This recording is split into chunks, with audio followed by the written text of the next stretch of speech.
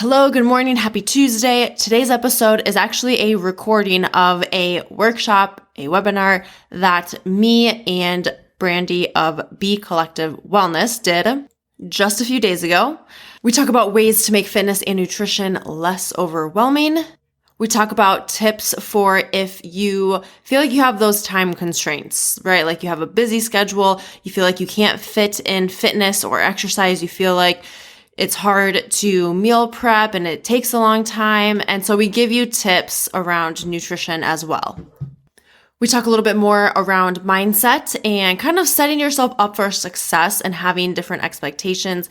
And again, just having a different mindset than maybe you do right now to help you stay consistent and stay on track. Like if you always feel like I am always falling off track and I am getting back on track, especially when it comes to weekends maybe, then we give you some really good mindset hacks for that aspect. And then we also talk a little bit more about hormones and helping you understand why your cravings maybe intensify the week before your period. And so different ways, different things that you can do to help support your hormones. So I had Brandee on the podcast a while, maybe like this year sometime, I think. And she is a certified nutrition therapy practitioner, gut and hormone health expert. And we are both on the side of, hey, let's take diet culture out of fitness and nutrition. And we're both passionate about helping other women be able to continue this health and fitness journey, but with a little bit more compassion. She was really passionate about helping women support and nourish their bodies in a way that promotes sustainability and flexibility while supporting their hormones through every phase of life. We want to help you live an energetic and an optimal life. And so when it comes to health and fitness, a lot of the times we're always like, I want to lose weight. I want to see that scale number go down. And there's so much more to life and even health and wellness and fitness than just the number on the scale. And so we are collabing to empower you for more. And you may have been around when I did my first Empowered for More challenge. This is like the Empowered for More 2.0.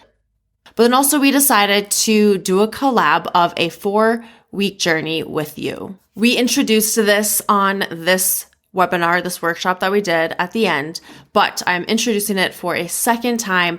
We are going to be launching a 4-week wellness journey for women who are ready to unlock the secrets to their hormones, ignite their health, and become empowered for more. In a nutshell, if you feel like you're tired of feeling stuck in your wellness journey, you're frustrated, you're on that yo-yo diet roller coaster and nothing is working, you feel overwhelmed with all of the conflicting information that's out there when it comes to fitness and nutrition, you want it to just not be confusing and you want it to be simplified, then this is for you. And especially if you have had a history and a past of repeating different attempts at various diets and fitness plans, and you're just not getting the results and lasting results, more importantly, like those sustainable results, then we know it's time to do things differently. Our goal with this is to help you have sustained wellness, to increase your confidence, to improve your well-being, to help you feel in control around food and release the pressure to be perfect all of the time and, of course, break free from fad dieting. So like I said, this isn't your typical challenge. It's not like a beat the belly bloat challenge. It's not the fall into fitness challenge or like a 30-day weight loss jumpstart challenge. This is something to show you that your worth is not tied to a number on a scale. The scale does not tell the whole story. It doesn't define who you are. It doesn't give a shit that you are trying and putting effort towards your goals. It doesn't care that you have improved the form of something with your fitness or that you're drinking more water every day. Like your transformation occurs beyond the scale. All right. We want to help show you that eating healthy doesn't have to be boring. It can be simple. But it can also be more than just the typical chicken, rice, and broccoli, right? So we're going to provide some recipes to help you support your hormones and also give you some variety when it comes to your meal planning. So this is going to be in a private Facebook group. We're going to do weekly Q&As. We are going to provide movement and mobility work. So if you have no idea where to start when it comes to fitness and exercise, this is going to be a great place to start. Or if you need just like a refresher or just to kind of take a step back or you just want to learn some things, We're going to talk more about hormones and the menstrual cycle, phases of your cycle. We're going to have a weekly nutrition highlight. So that way we are breaking it down. Like we're focusing on one thing at a time. And like I mentioned before, we're going to provide some recipes, some hormone-friendly recipes. And then as always, mindset is a huge thing. So we're going to help you around that mindset aspect, just like we're being intentional with going to the gym or with putting effort in our workouts or with trying to be intentional around meal planning and meal prepping. We have to also be intentional within our mindset. We want to give you a foundation, a foundational understanding of where to begin and how to progress for your unique individual needs and goals, and give you freedom from frustration around nutrition and fitness, and freedom from feeling trapped, and freedom from restriction when it comes to food.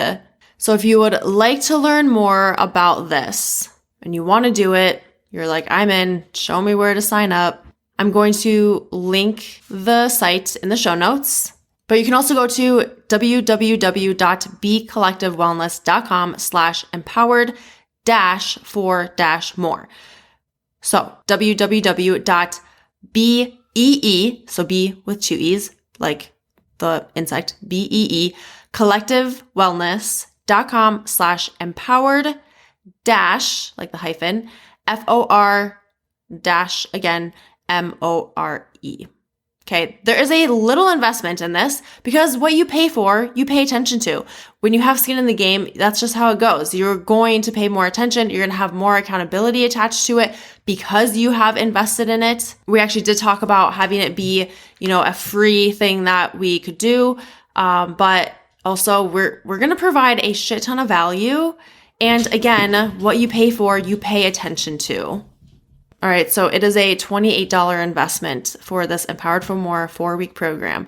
So let's do this. All right, that's that. I am going to shut my mouth and get into this workshop because we also share some things that you can do right now today to help you in your health and fitness journey to make it less overwhelming, less confusing, and I'm excited for you to listen in. And if you would like to learn more about myself or Brandee, you can visit our Instagrams. So Brandee is Be Collective Wellness. Again, 2 E's, BEE Collective Wellness. And then I'm on Instagram, SophiaDawn41. Let us know if you have questions. Otherwise, hope to see you in our Empowered for More private Facebook community by November 4th.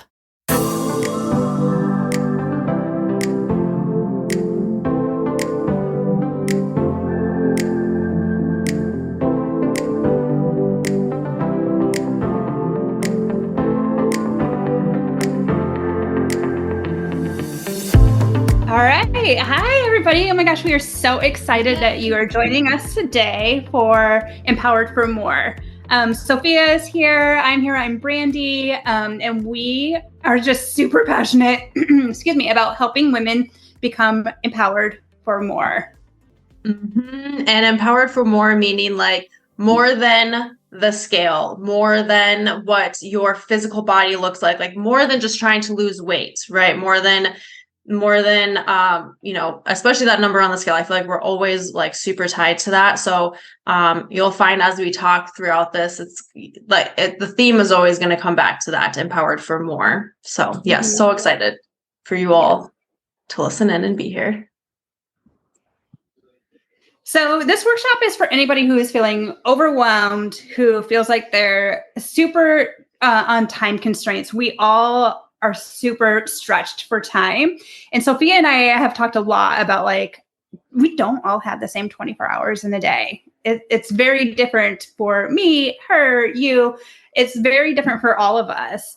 But we also created this workshop for people who feel like they have issues with consistency and in general are confused. Nutrition can be confusing. Fitness can be confusing. We have all of the influence of social media telling us a bunch of different things. And then hormones are really confusing as well. So these are all things that we're super passionate about. Yeah. And I feel like within social media, especially, that makes it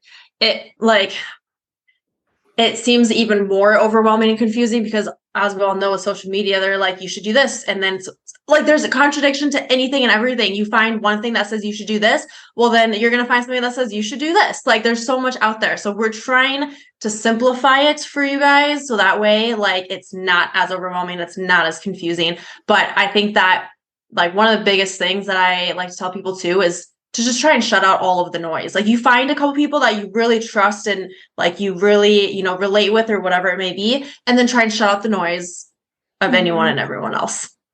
Yeah.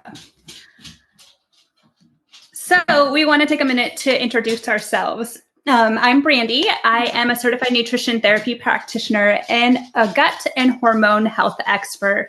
I'm super, super passionate about helping women understand the root cause of the symptoms that they may be experiencing, but in a very sustainable way so that they're not feeling super restricted or super influenced by different diets. Like we're erasing a lot of the stuff that diet culture has taught us to have a balance in our life and live a very vibrant and optimal health. Yep. And I am Sophia Dawn Bassett, and I'm a certified personal trainer, certified nutrition coach.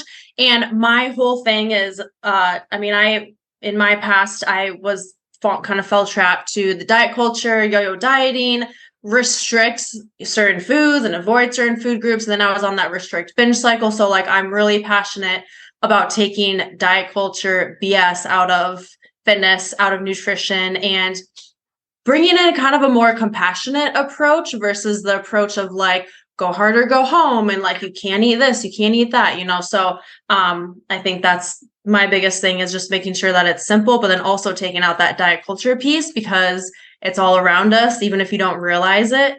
And so just kind of, going from there and letting go of all of the constraints that come with that. Yeah. And Sophia and I are actually connected by a mutual friend. Yep. We didn't know each other before and we got connected. And actually, I was a guest on one of her podcasts. And so you can go back and listen to our episode that we did earlier this year. And we decided from that, like, we just had so much in common and such a huge passion for really helping women that we decided to collaborate on this workshop for you guys. Like, yeah, it's pretty cool. I love that, like, social media and just mutual friends on social media does that. Like, you just can meet people randomly, and once you find someone you kind of connect with, and it's like, hey, I was like, let's do a collab, let's do something together, and then here we are. Okay, so agenda for today. We want to help you guys understand what you should expect to get from this workshop. So we're going to help you with steps to eliminate the overwhelming confusion around fitness, nutrition, and hormones. We're also going to give you some time-saving tips to help reach your nutrition and fitness goals. We're going to provide you with some mindset hacks so you can help you stay consistent. And then I'm going to explain to you guys why you may feel like your cravings intensify the week before your period as well. Always happens. Mm-hmm. Do you want to take this one? Do you want to start us off? Yes. Okay. Feeling overwhelmed. Like we always talk about, you know, things get overwhelming, especially with life. I think life is just overwhelming in general. And then it's like, well, I'm trying to do this for my nutrition, trying to do this for my fitness. And again, social media comes in with like different things that you should do. And then it's like, oh, what do I do? And then I don't do anything. So here we go. I want to do my best here to not go off on tangents. But we're really going to dive in, talk about things to help you to not be overwhelmed when it comes to fitness and nutrition. And I will say too, like, we have to understand that our industry, fitness, nutrition, hormones, it's evolving and changing. And so Absolutely, yeah. It's really hard as if that's not your specialty or your niche or what you are passionate about, it can be feel very, very overwhelming. Be like, oh my gosh, I have to do all of the things in order to see results. And what we're going to do is we're going to help you simplify that a little bit so that you can maybe eliminate some of that overwhelm you might be feeling. Yes. So, okay, here we go. Fitness. First thing I want to talk about is deciding on what works for you and your schedule. So really, like if you are someone, you have no idea where to start when it comes to fitness, you first want to decide how many days per week do I want to do a workout? Like that's usually the first step that I like try and decide with someone. And if your goal is, okay, I want to work out 5, 6, 7 days a week, that's awesome. That's a great goal to have. But I want you to ask the question, can I do that for the rest of my life? Like right now, looking at my how my day is laid out, how my life is, can I do that for the rest of my life right now? And if the answer is no, that's totally okay. Let's take it back. We want to set yourself up for success on the front end. So I have that conversation with people and say, okay, what about like one day? Can you do one day a week? For sure. Maybe it's 2 days, like 1 or 2, it doesn't matter, but like whatever works for you, and ask yourself if you can do that the rest of your life. Okay. So we start with one, let's just say 2 days, and you hit those 2 days. It feels good. You check that. It's like a check mark off the to-do list. It feels good. And then let's say you go another day. Heck yeah, that feels even better because we set yourself up for success on the front end. You went above and beyond that goal. And again, that feels good. So we're trying to create small wins. So we simplify it that way. We try and create small wins on the front end. Do you have anything you want to add to that before I go to that next one? Yeah, no, exactly what you were saying. Like, we want to feel like we are successful. And if we overwhelm ourselves with, hey, I need to move my body 5 days a week, and realistically, that doesn't work with your schedule, you might feel defeated and a little bit like a failure. So it could completely throw you off track, and you might have this fuck it mentality where you're like, why I can't meet this goal. My schedule's too busy. And so why should I even do one day if I can't do 5 days? So reframing that a little bit to be like, okay, one day I can commit to 1 day of moving my body in whatever way feels good for you and works with your schedule. Yep, exactly. And I think that like, that's also one thing too with social media and diet culture is like, you have to go every single day or otherwise it doesn't matter, or otherwise you're not going to get a good workout in. Like, no, 1 day is freaking awesome if you focus in on that 1 day or 2 days a week, and then you can always increase from there. Right. Okay. So then that next point, reframing length and intensity. So I'm going to give this example because I used to be the type of person that I had to work out every day, had to be at least an hour to an hour and a half. I had to go as hard as I can. Otherwise, it's not working. Otherwise, I feel like I didn't do anything. And then it slowly started to shift. And I remember the day that my mindset kind of changed. It was like, okay, I'm going to go into this workout. And let's say I had less than 20 minutes, I remember. And I was like, I'm going to just really focus on the form of my squat. And I focused on the barbell squat. I focused on the form. I focused on maybe it was lifty, like how heavy I could lift, like just having that like more so practice mentality with it. And so it's trying to like change and shift your mindset here from it has to be an hour long, because no, it doesn't. And that you have to go as hard as you can, because no, you don't have to go as hard as you can all of the time. It's okay if it's a 5-10 minute thing that you're doing, or maybe 20, 30. And it's okay to have that intensity, like being a little bit brought down than maybe what you're used to. Mm-hmm. Anything you want to add? Rest is super important. And you should also be scheduling in rest days along with scheduling in your workouts. Rest days are super, super important.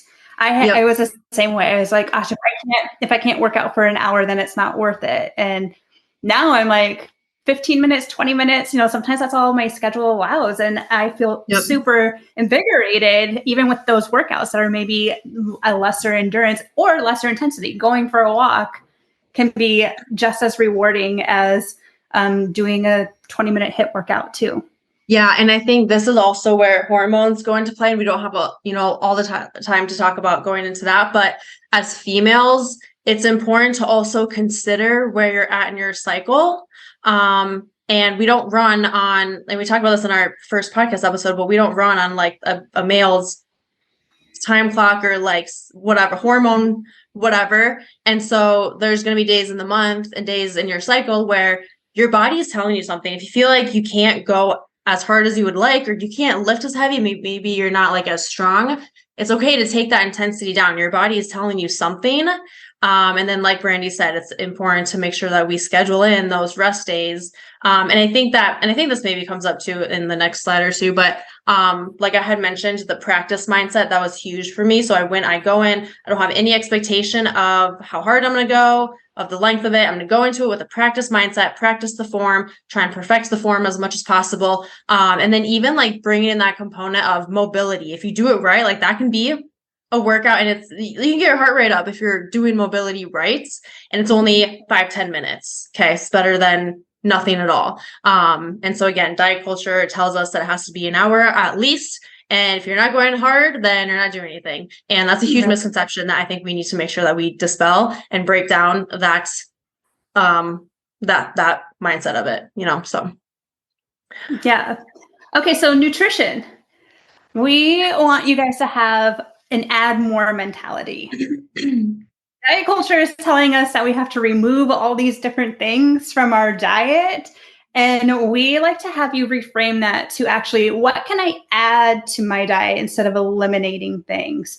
Can I add more protein? Can I add more veggies? Can I add breakfast? Are you skipping breakfast? Can I add snacks? Snacks are great. Like, we need to, there's so much misconception around there, and we really need to dial into like, what is your body telling you? What are your needs right now? And it's taking, I can't remember if we hit this in an upcoming slide, but like focusing on like one area. I want to add more water. I want to add more protein, like focusing on one area instead of trying to do all the things at once. Oh, yeah. That's in there right here. That's in that slide right now. Yeah. And I think that like, that's one of the biggest tips that I give people, and even simplest tips when it comes to nutrition. Because if you're the type of person too, where like you do have that restrictive mentality, like carbs are bad and you need to cut, like if you keep telling yourself, I need to stop having donuts, I need to stop having sweets, I need to restrict that, I'm going to go 30 days, no sugar, blah, blah, blah. Like you're literally in your brain, you are going to want more of that because you're telling yourself that you cannot have it. So instead of saying that you can't have that, simply just switch that and teach your brain the add more, like Brandee said, the add more mentality. What nutrients can you add more of that's going to support your goals? And then again, choosing one thing to focus on. That's it. And you can always, like, let's say you do it for a couple of weeks. That's good. Okay. So we have added more water every single day. You set that goal of how much water, and then we can habit stack and add a second one to that. That's like the simplicity of it, is the add more and choosing one thing to work on. You don't have to do all of the things at once. You don't have to add all the things at once. Like focus on one area that you want to work on and go with that until you can get consistent and you feel good about adding a second one. Okay. Yeah. And then for hormones, this is like the biggest thing is we need to eat more protein. I do think protein is having a moment. I'm really excited that protein is having a moment. It really is having a moment. Yeah. Realizing that, hey, we need to eat more protein, and whether you need to track temporarily to see how much protein you're actually consuming, or just making sure, hey, do I have protein on my plate at every single meal? It's the building blocks for our hormones. And so if we don't have enough building blocks for hormones, like it's also building blocks for so many other things, our immune system, our DNA, our cell, like our body really needs protein. And if there's not enough protein, our hormones are going to kind of be sacrificed and not given those resources.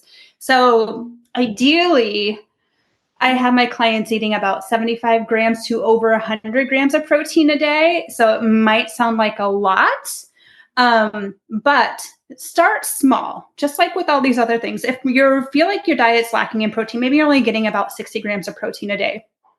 Can you up that by 20 grams a day? And just really focus on that being your one thing to focus on until you can get good at that, and then continue to build on that. And think about like all of our great sources of protein. Dairy is awesome. Greek yogurt, cottage cheese. Like if you're dairy tolerant, definitely check those out. Animal proteins, there's plant-based proteins as well. So, I mean, we could talk forever about protein and its importance. Yeah. Do you have anything you want to talk about with protein? Yeah, I think one of the biggest, because I always get people asking like, how can I add more protein? Like what is how can I add more protein? So number one, simply increase the portion size. But number two, and what I found to help me is to start protein early on in the day. And like I don't know how I want to say it. Like okay, I'll just give you an example. So in the morning time, if I have eggs, I also add cottage cheese and I also add chicken. So we're adding more protein all in one. And I'm starting it earlier in the day so that way I can get more later on, and overall I can get more. So that's kind of I think that's like the biggest tip that I can give when it comes to protein is start earlier in the day and try and combine multiple sources and sneak it in somehow like that, like with the eggs, cottage cheese. And like with eggs, we need more than one egg with our breakfast. Whole eggs, eat the whole egg. We don't need just the egg whites. Yeah, damn exactly. whole egg. Exactly. We could go off on a whole big tangent about that. But let's move on to the next thing with hormones. Give yourself a rest during your period. Don't feel like you have to go to the gym. This is when you're having a period because your hormones are depleted. They have bottomed out because implantation of a fertilized egg did not happen during your luteal phase before. So therefore your progesterone, your estrogen have completely tanked, and that triggers the shed of the uterine lining. So you have none of that extra energy that our hormones can give us. And give yourself grace. Give yourself rest days. Give yourself the opportunity to do restorative movement. Yes. Maybe that's mobility work. Maybe that's yoga. Maybe it's walking. Like there's so much pressure around having to move every single day, never miss a Monday, like all of that kind of ickiness out there. And I want you to actually dial into what does my body need right now? During that time, during menstruation, since your hormones are depleted and we're slowly starting to build up estrogen, you probably feel a little bit more energized and invigorated around day 3 or 4 as estrogen rises. So during those times, you might not be able to lift as heavy. You might not be able to have the same intensity that you had before during the other phases of your cycle. And so give yourself grace and be like, I'm not going to PR today. That's okay. Yep. I'm not going to run my fastest mile today. Right. Yeah. And like you might not feel as strong. Well, again, your body's telling you something. And the biggest thing too with this is that, so what I want you to do is try to create some more awareness. So around the time when you have your period, maybe before, during, after, start to notice like how are your energy levels like? How do you feel? Like start to bring in some of that awareness. Because again, like we can't live to how guys, when they're like go hard all the time, whatever, blah, blah, blah. There was something else I was going to say and it was super important. Now I cannot remember it. So if it comes back, I'm just going to jump reminded me of this. And I think it's important for women to know your hormones are resetting every 25 to 35 days, the whole length of your menstrual cycle. Men, their hormones reset every 24 hours. So our clock game changer when they wake up with new hormones every 24 hours. We have to wait to get our hormones all replenished. And there's so much fluctuation and movement that happens throughout your cycle as well. That there's times when you're going to feel a lot more energized and times when you're not feeling as energized. So just starting to learn like, oh, today I'm feeling more energized. Where am I at in my cycle? Oh, I'm on day 15. Oh, okay. This is like really great to know. Yep. Okay, I remember what I was going to say, and then also there's 2 things I want to say. So first thing, as females, we need to make sure that we are knowing the difference between motivation, which I feel like is just, I hate that word anyways. I don't think it should exist, but motivation and not, having that energy, you can even replace that with energy, versus knowing that you need to take that rest, like knowing that you need to take that rest versus you just don't want to do it just because you are being lazy. I don't know. I don't like using the word lazy either, but do you know what I'm saying? Like we need to make sure that like we know that difference, and there is a difference. There is a difference between that. And then also the other thing is, I remember this was kind of a game changer for me.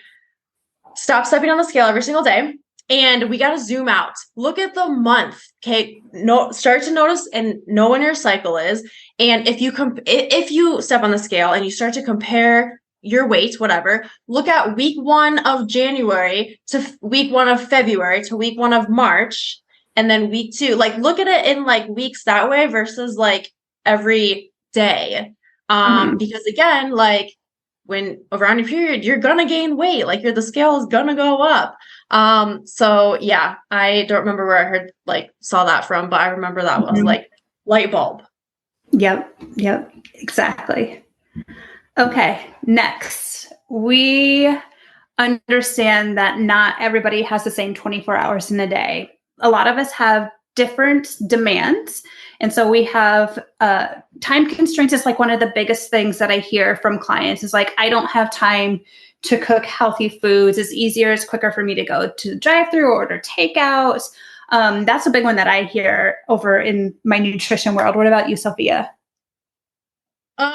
Yeah, I would say the biggest thing is that like they feel like they just don't have, I don't know. I think that with time, it's like, so again, not everyone has the same 24 hours. Everyone's different. I don't have kids. Like it's going to be totally different, but, the time,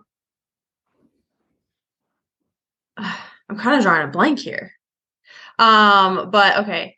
I think that the biggest like time constraints that I've seen is probably around meal prep and then also like workouts, like not knowing like, okay.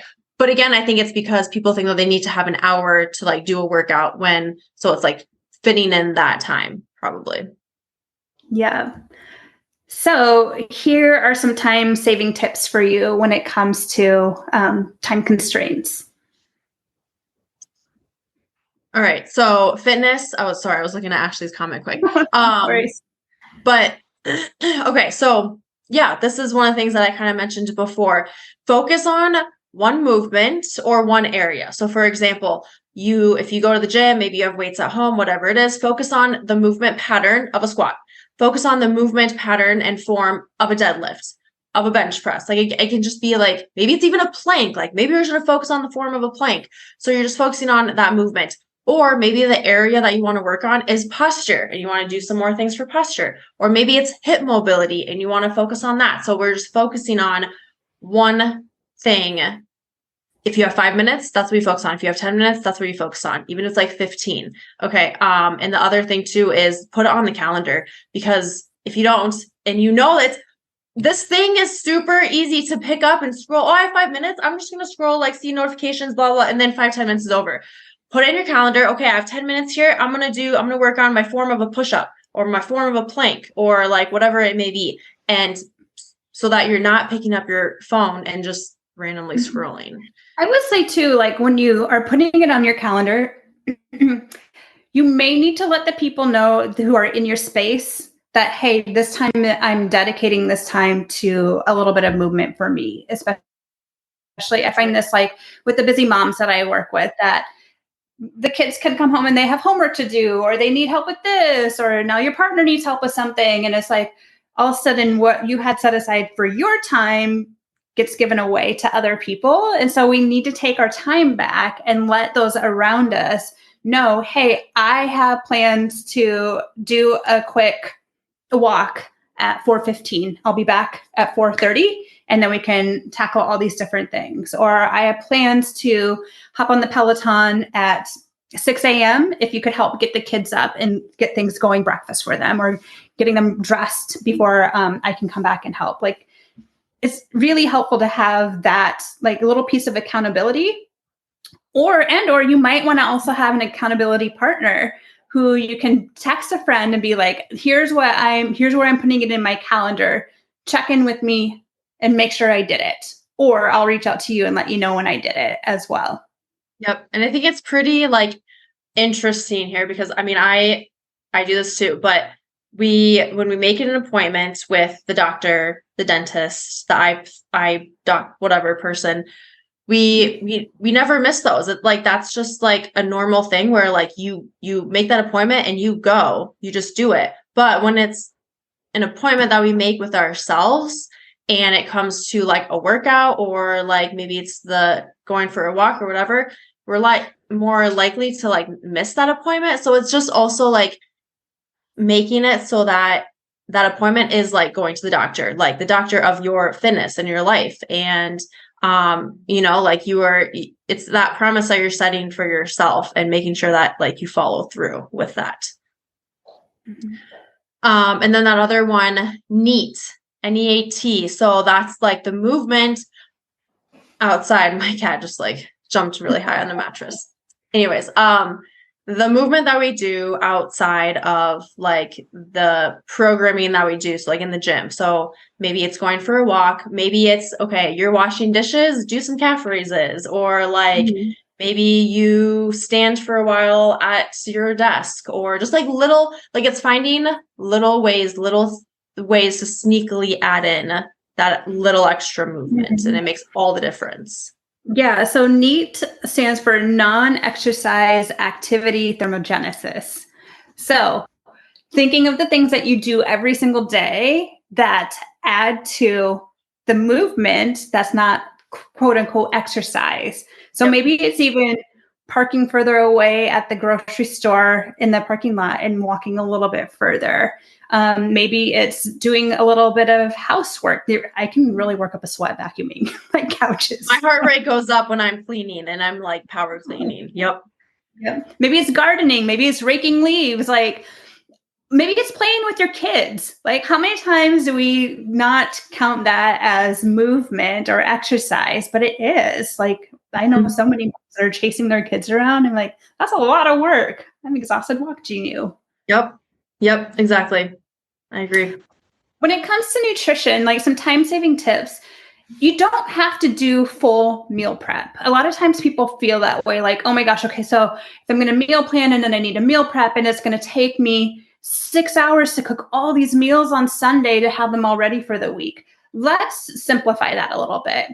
Maybe when you get home from the grocery store, you're washing and chopping your veggies, like simple. And then you have those ready to pull to then for the meals that you're making for the week.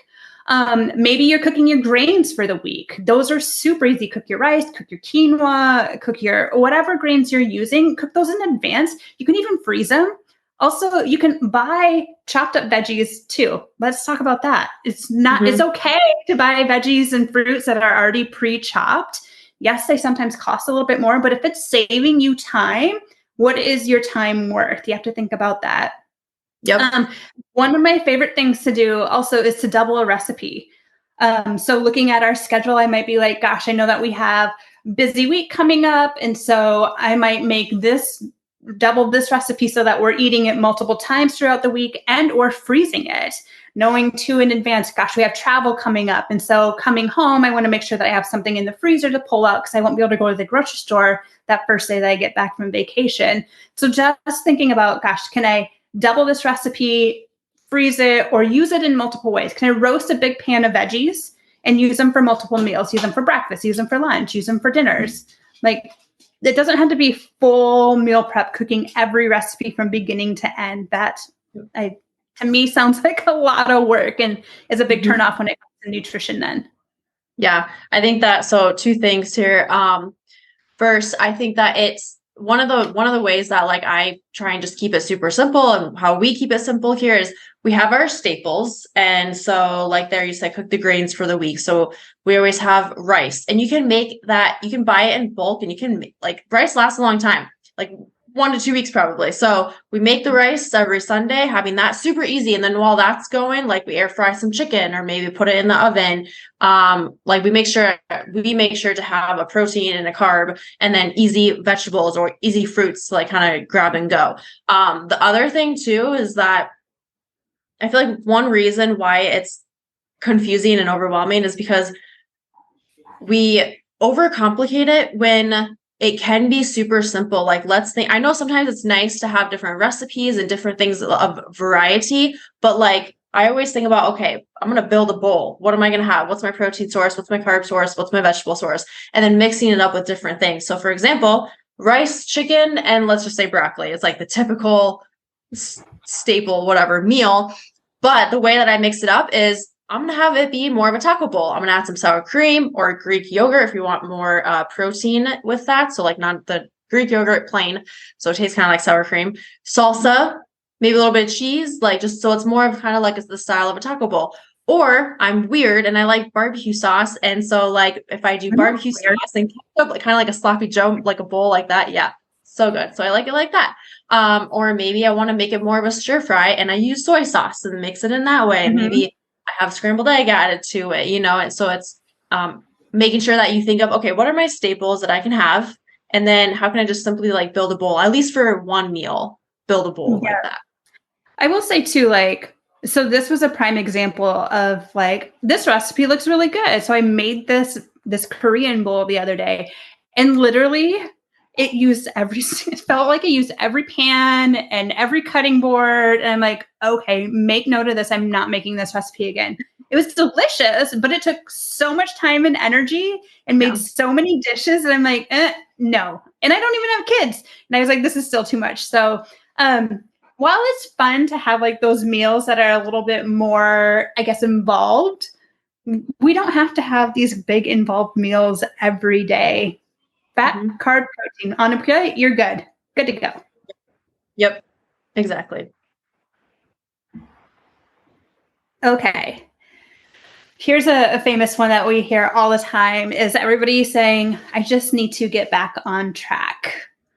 I used to say this all the time. Oh my gosh, like, and my diet starts on Monday mentality, and like, oh, I had to start to the beginning of a month to start something new, and like always this mindset of like, I'm off track and I need to get back on track. Yeah, I even still sometimes catch myself being like, oh, I need to get back on track. But like, here's the thing, when it comes to health and fitness and your goals and whatever it may be, that getting off track just is a part of the journey. It's gonna happen. So really, it's not anything you have to get back on track necessarily. Like, it's just switching your mindset and being like, life happens. It is gonna happen. It's having that expectation of there's be times where I'm gonna eat something that I don't, a meal that I go out and I eat not as healthy, or I miss a workout or whatever. And it's not that, and maybe it's multiple times in a week or even a couple of weeks, or maybe it's a whole month. But zoom out, because that just is a part of the journey. It's gonna happen, and you should just have that be an expectation, is like my big thing with that. Mm-hmm. Yeah. And I think too, I really like to help my clients understand like what foods make them feel the best. And then when they quote unquote get off track, they're not off track. They're just on a different track. It's like the parallel track, right? And so that track leads back to where they feel good, their foundational like basics. This is where I feel good. And so it's always going to come back around there. You have the tools and the resources, you know how these different foods make you feel. And we're not going to have any shame or guilt for when we did get off track. Instead, we're going to enjoy. Food should be pleasurable and enjoyable. And so we want to I really like to teach around like consistency does not mean having the same thing every single freaking day. How boring is that?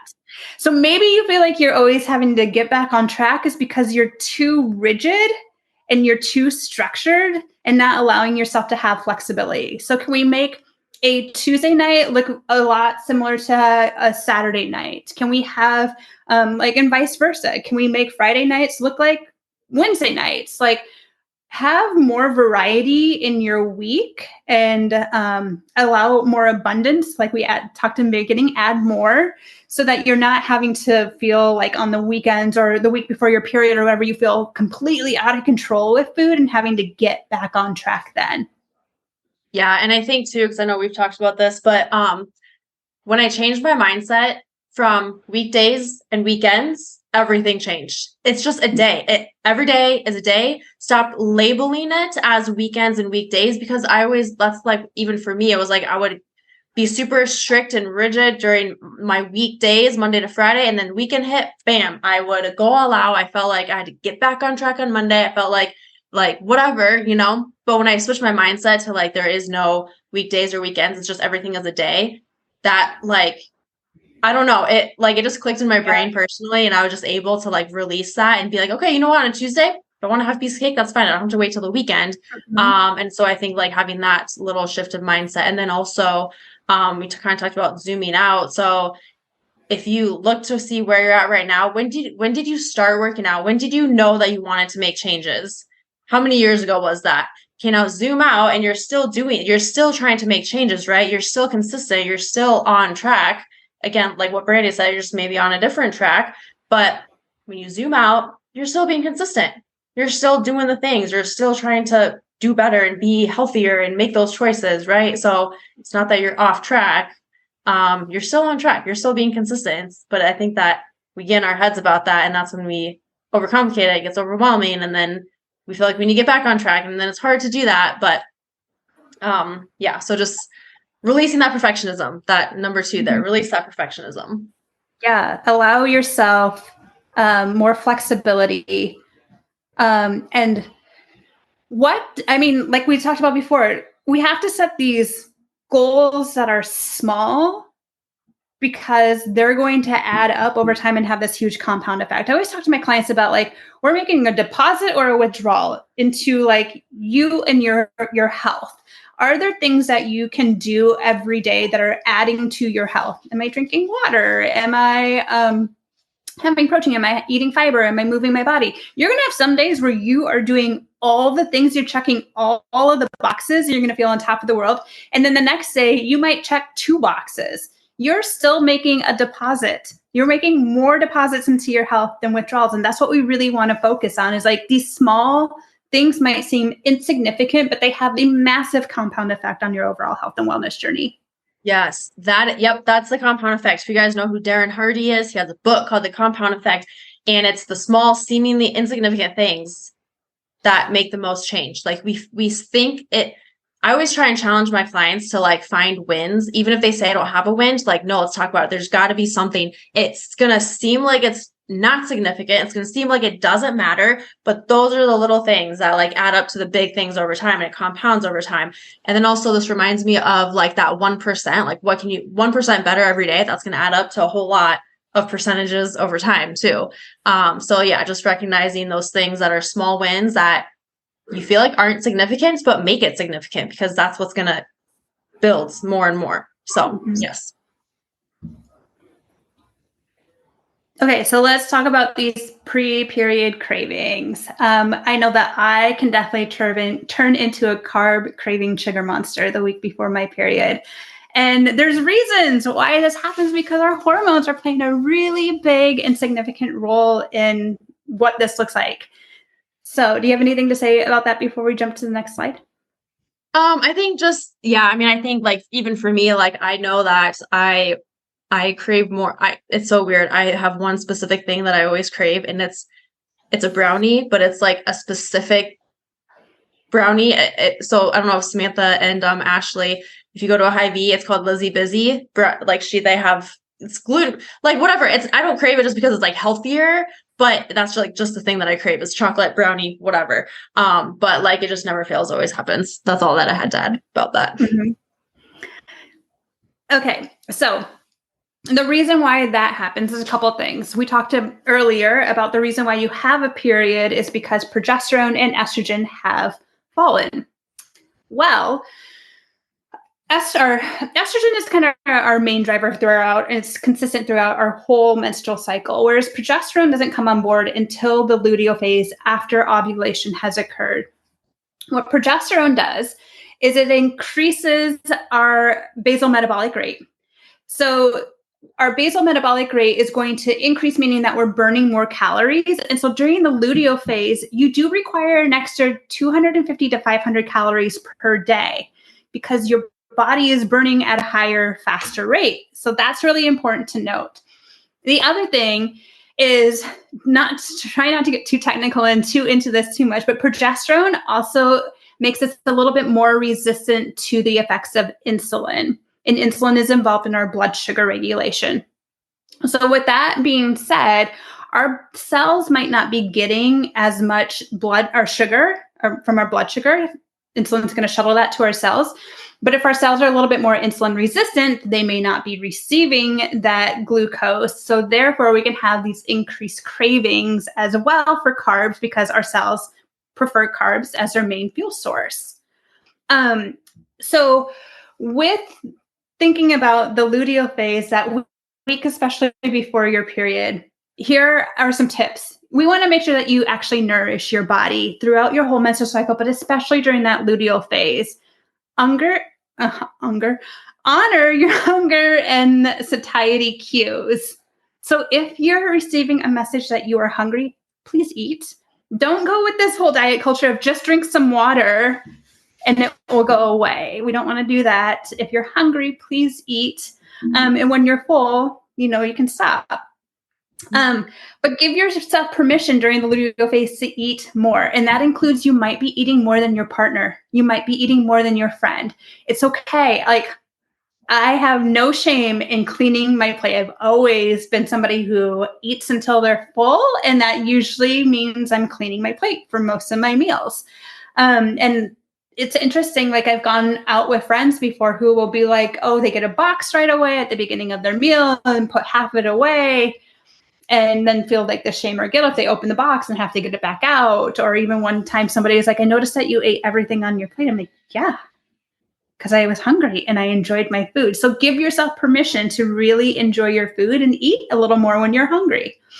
Also, including magnesium-rich foods during the luteal phase can be really beneficial as well. So those chocolate cravings that you have during that luteal phase is usually a sign of a magnesium deficiency. So chocolate is a good source for magnesium, but also then we have like pumpkin seeds and sunflower seeds and spinach.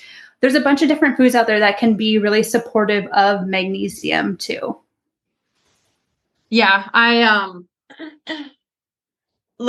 think a lot of this comes back to like starting to have more awareness about you and how you're feeling and your hunger cues, and starting to like get to know yourself a little bit more. So that way you can make the best decision for yourself. Like no one knows you more better than you do. And I remember like during times of, and like even just having more awareness myself, being either more hungry certain times of the month or like less hungry certain times of the month.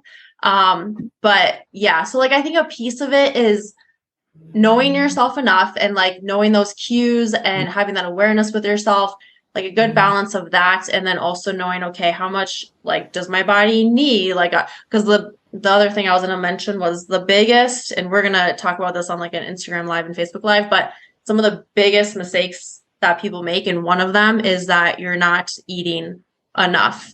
And so it's knowing, okay, how much should I be eating? How much do I need? But then also knowing yourself again and like having that awareness with yourself.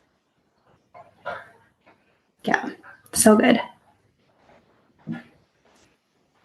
And we want you guys to know that like this is just the beginning for you. We could stay here and we could talk for hours and hours and hours about this. Is what we're super, super passionate about. And so this is just the beginning of what we have in store for you guys. We are kicking off a whole month of a whole month membership of Empowered for More. We are going to give you guys the tools. It's a 4-week wellness journey for women who are ready to unlock the secrets to your hormones, ignite your health, and become empowered for more. We are planning to launch this November 6th through December 4th. I think those are the correct dates. Yeah, I think so.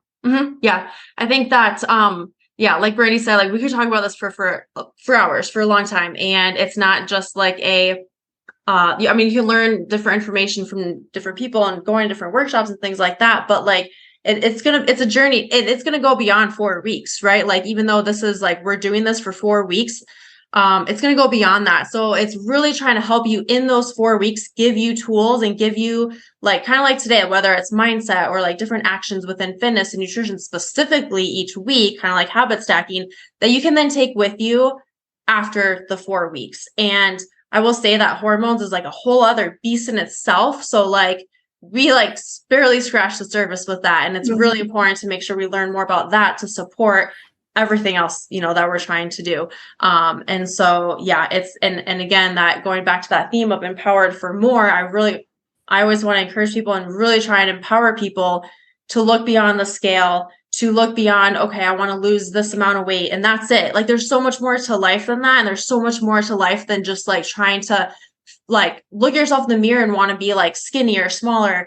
And I know that because I've been there, like that used to be me, but life becomes so much better and freer when that is like released or gone, or like, I mean, it comes and goes for me still, but it's just, it's retraining your brain. And that takes time, because how many years have you been working out 7 days a week? How many years have you been telling yourself you can't have certain foods? How many years have you been trying to eat less and less and work out more? Probably a lot. And so it's going to take time to like kind of get yourself out of that. It's not just, it took me like 10 plus years, and I was working on it for a long time. And I'm still working on it, but yeah. So yeah, you're going to get a Facebook community. This is going to be a Facebook group. So it's a private group, where you can ask questions. We're going to be in there in and out. We're going to do weekly Q&A. So you can come and ask any other questions that you have about different things. We're going to have movement and mobility work. So I'm really excited about that, because this is where I'm really gonna, if you don't know where to start when it comes to fitness, like we're working on one thing at a time here, and it's not going to be like whole workouts, whatever, but we're going to implement some more movement, some more mobility, demystifying hormones. So, making sure we talk more about that, phases of our cycle, things like that, how you can support that. Each week we're going to have a nutrition highlight. So this is where the simplicity comes in. This is where the habit stacking comes in. We're going to have a lot more recipes, which I think is awesome. Hormone friendly recipes. And then mindset. We're huge on mindset. So we're going to have a whole lot on that. And then $300 worth in prizes. Woo. Yeah. So it's not going to be your average like 4-week like beat belly bloat challenge. Yes, right. Or fall into fitness or anything like this. Like we really want you guys to reframe what honoring and nourishing your body looks like. And so with us collaborating, we're like, oh gosh, like Sophia's our guru when it comes to fitness. I'm going to talk to you guys all about hormones, and we're going to collaborate on that nutrition piece so that you can feel like you are getting like non-diet culture influenced information. That's one of our biggest things. Like, let's make this accessible to everybody without feeling like you have to check all these boxes. Plus, it doesn't matter where you're at in your journey. You can be day one, or you can be well-versed in a lot of this stuff, but having this refresher in the community is going to be, I think, a huge, huge part of this that you guys are going to really enjoy. Yeah. And I like that you said it's not just your typical like beat the belly bloat, whatever challenge, because there's so many of those out there. And when we were talking about, we did not want it to be just another like challenge. Like this is something that you can still continue within your health and fitness journey, but then learn a lot more and take it with you, like moving on after the 4 weeks. So, yeah. So our enrollment is open. It's $28. We didn't put it anywhere, but it is $28. Oh, yeah. I have something to say about that. Yes. $28. We were gonna make it free. And the last time I did an Empowered for More challenge, which Ashley, you did that. It was free. I made it free, which is awesome. It's great. And I had a lot of people that still did it, but what you pay for, you pay attention to. How's that saying? You'll pay attention to what you pay for. I don't know, something like that. There's a little bit of skin in the game, right? So when you invest in something, you're more likely to follow through because you just put money towards it, right? And we still made it so it's super doable for people. It's not like it's like $100 or, more than that, whatever. But yeah, you pay attention more when you pay for it. Mm-hmm. So that QR code will take you directly to the checkout if you're ready to join us for the 4-week challenge, which is starting November 6th. So we have a little bit of time. We're going to also email you like the replay of this whole thing. Plus there'll be links as well, or you can go directly to the website landing page here, read more about it, what we're going to be offering if you have more questions. But like, we're super, super pumped for this. And like, the more we talk, Sophia and I have been connecting like every week and talking about this, and we're like so pumped, so jazzed about all the great things that we're going to be offering. We're going to be in there every single day, posting new things for you guys. Like I said, the weekly Q&As, those are going to be held on Zoom. So we can see all you guys. You can unmute and ask questions. Like, it's going to be really interactive and engaging. And we want you guys to feel so supported, because it can be very isolating sometimes when you're on this wellness journey and maybe those around you don't quite get it. And you might feel like they're sabotaging your progress. And so we want you to have like this sisterhood of people who are rooting you on and also here to support you. Yep, absolutely. I think that community piece is huge. And also like, we always go back to like diet culture too, but making sure that it's not about that. Like it's not, I guess compassionate, kind of that word always comes to mind, but having more of like a compassionate approach, because it's always so not that way when it comes to health and fitness recently or like lately, but we just, our big thing is that we want to give you as much value as possible in the 4 weeks. So that's, we're really working towards that and making sure that we do that. So Yes. So we want to thank you guys for joining us. I am going to stop the recording here shortly so that we can go over some more Q&A stuff, but you can follow us on social media. I'm Be Collective Wellness on Instagram. Also my website is Be Collective Wellness anywhere. That's me. Yep. And then of course me, Sophia Dawn 41. I like to share a lot of we both do like a lot of the non-diet culture type of stuff. And there's one question that I want to throw out because someone couldn't make it live, but she, and maybe other people struggle with this too, but, she works remote from home. And so that's her biggest challenge and I think, I believe it was Stacy that asked. So Stacy, if you're listening to this replay, you need to get on this challenge, girl, because this is going to help you a lot. But, if you work remote, you're working from home. Do you have any tips for that person who is like, nutrition is so hard and complicated, and now that I've been remote and at home all the time? Yeah. You know what I find is that when we're working from home or even working for ourselves, it's easy for us to blow past breakfast, lunch, work from our desk, like not take those breaks that we really need. And all of a sudden it'll be like 2:00 and it's like, oh, I'm hungry. Like I'm really hungry. Now I'm to the point where I'm hangry and I'm feeling short with my coworkers that maybe were on Slack together. So really like stepping back and being like, I need to put maybe some boundaries in place or have, like I said, chop your veggies in advance so that you have something available for you to snack on. And you don't have to have just veggies for snacks. Let's clear the air there. Yeah. That's not maybe everybody's first snack choice, but like making some things that are accessible and easy for you. If you are even working remote and don't really have a ton of time, we need to create that time. I always ask my clients who are super busy, can you give yourself 10 minutes away from your computer to nourish your body? I prefer that you have like more like 20, but let's start with 10. Like let's put in a 10-minute window where you have lunch on your calendar and nobody can book during that time. Yeah, I think that's where for me, the biggest thing, because I have a couple of days where I do stuff from home. The biggest thing is having a routine, and it was creating a routine, like looking ahead on maybe on Sunday and like writing down all, my day, having that routine of when I'm going to eat, and like things like that. Maybe even a reminder. Some people need to put it in their alarm, like, hey, this is when I'm going to eat, and have that timer go off. Oh, timer's gone off. I'm going to grab something to eat. And then, just having those easy to grab things when you're at home. So that way you don't have to worry about an hour or two of trying to come up with a meal or like creating a recipe or whatever. So I think routine for me was kind of the biggest one, and just taking the time to create that routine for yourself. Yeah, absolutely.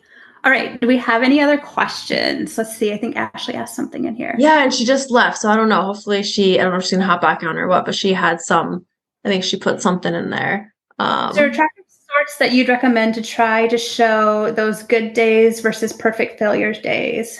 I hope that makes sense. I know there's some different habit trackers out there. Have you used any of those? No, I haven't personally, I haven't either. But I think, so that has. Yeah, I don't know of any actually, I don't think. But I think that one thing, so I'm gonna have to reconnect with Ashley or make sure she listens to this, but one thing I think is good to do is getting that perfect word, like the word perfect, out of your mindset. Like there is no perfect and there is no failure, because even if you think you failed, it's just like replace that word with learning. Like, what did you learn? What can you do differently the next time? And then instead of like having a tracker, like what comes to mind is at the end of the day, writing down what you did well, or the things that you did do, instead of like looking at what did you do good, what was bad, but like setting yourself up for success by saying, this is what really well, this is what, even if it's one thing, like that's okay too, but like just reflecting on that's kind of what comes to mind for me. Our brain really likes to go to the negative too. Oh yeah. So of course we're going to think of all the things that we did wrong. I skipped my workout. I hit the snooze button. I didn't drink enough water today. Like all these negative things, but we have to think about like, but I also ate breakfast and I took time to connect with a friend. Like that's such a huge piece. Yes, that's part of the wellness journey too, is the social aspect. And I just did a podcast episode. Her name's Marley, but she is like a kind of like a life coach, I guess. But one of the things that she said that I just got reminded of is we have a white wolf and we'll just say like black wolf. And the black wolf, we're constantly feeding it because we're always thinking and grasping onto the negative. Like, what did I do? I didn't do enough of this. Or like, we're always feeding that one. So it's going to get more like bigger and bigger versus the white wolf where we still have that in us and we can still feed that one. And that one is more of like, I don't know if I want to use the word positive, but that's the one where we can say, okay, what did I do to nourish my body or what, again, like that more of like the positive type of things to like throw out because our brain will keep us safe and comfortable and it will grasp onto that negative side. So that's where we have to be intentional too. Like we're intentional about going to the gym, we're intentional about meal prepping, intentional about all those things, but we have to also be intentional about what goes on in here. It's not easy, but we have to be intentional for that. Okay, Tiffany, suggestions for two things. One, recommendations for when you feel very full, but still haven't met protein goals. And then two, supplement brand recommendations. Okay. So for this first one,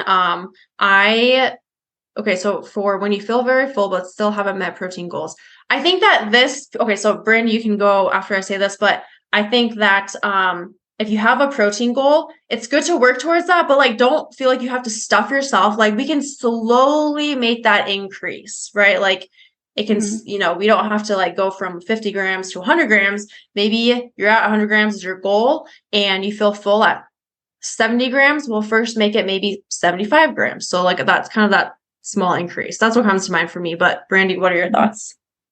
Yeah, my thought goes a little bit to the other side of like, maybe there's a little bit of digestive dysfunction happening. So I'm going to put a blog post here in the chat for you guys. And I really think about stomach acid and the important role stomach acid plays in our digestive process. So I would look into more like, are you feeling like really full really quickly? That's a pretty classic sign that you don't have enough stomach acid. So you can check out this blog post that I put in here of 8 signs you might not have enough stomach acid.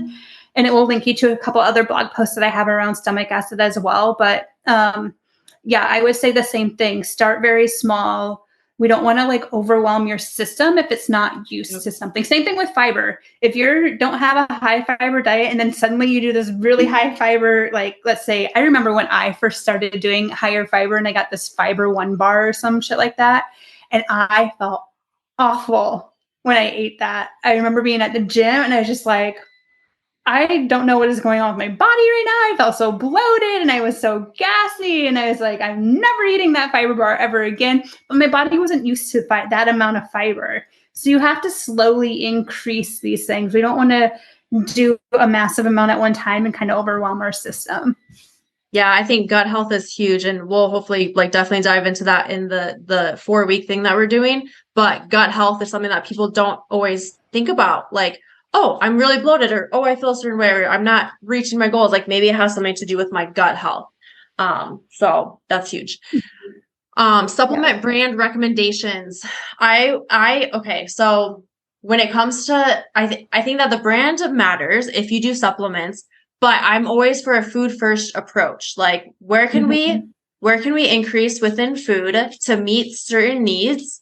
And then if, protein supplement is really popular. Tiffany, let me know if you think if there's like a specific supplement, you're like protein supplement, pre-workout, like what type of supplements are you talking about? But that's my main thing is like food first approach, and then where can we supplement in if we need to? Yeah, same. And I think we need to know specifically like what type of supplement you're wanting support with. Yes. Just in general, multivitamin supplement. There are a lot of good brands that you can get from like your health store or grocery store. I'm going to put another link in here for you. I have a whole page dedicated to like supplements and when they're important and some good brands to use. It takes you to my Full Script account, and Full Script is my online dispensary for professional grade supplements. You can kind of check that out. But yeah, there's multiple different like really good brands, but yeah. Yep. How do I know how much protein I should eat a day? Good question. So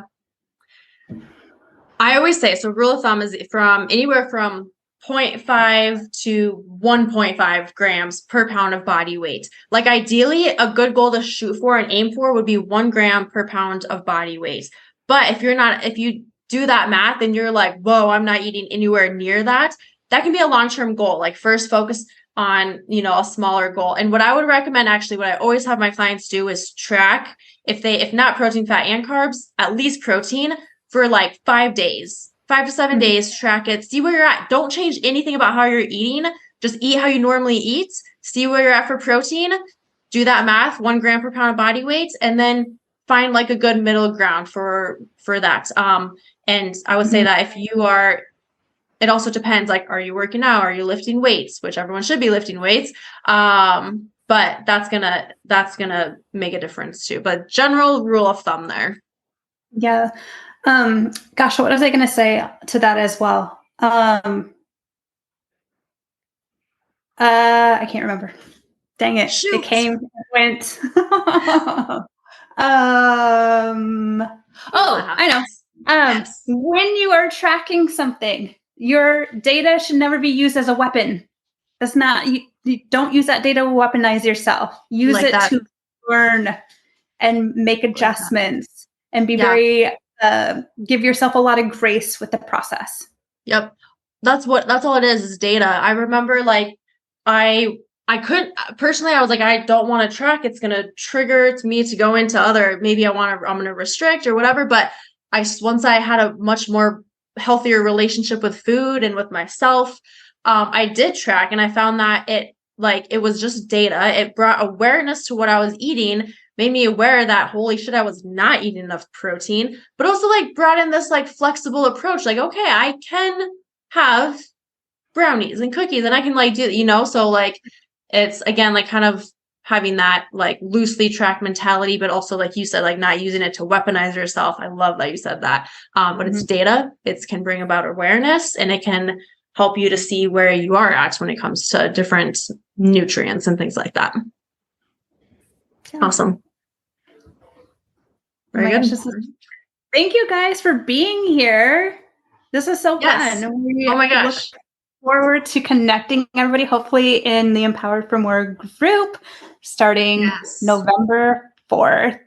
Yeah. And if you guys, if there was any like aha moment takeaways from this specific workshop, would love it if you would either like let us know or put it on your story, like maybe, I don't know, just do a little, put it up on your story and like tag us. But if there's anything that you got like gathered from it, would love to know what that is. This is my first workshop ever, but this is our first one doing a collab. So also any feedback, whether were we boring? Did we keep you on your toes? Did you learn anything? Like we need some feedback too. So, so yeah, just, you can let us know, but yeah, I appreciate you all for being here. If you're watching the replay, I appreciate you as well. And feel free to be like, if you have a friend, send them our way so we can also maybe if they want the replay or they want to be in the challenge. You're all going to get an email with the replay in it too. And you can forward it on to your friends, invite your friends to join us November 6th, not the 4th, November 6th, with our kickoff call being on November 5th. Awesome. Yay. All right. Well, thanks, guys. This was so fun. Thanks, Tiffany. Thanks, Samantha. Awesome. Woo! We got our first sign up. That's awesome. Thank you so much. Can't wait. Cool. Thank you. Amazing. You're welcome.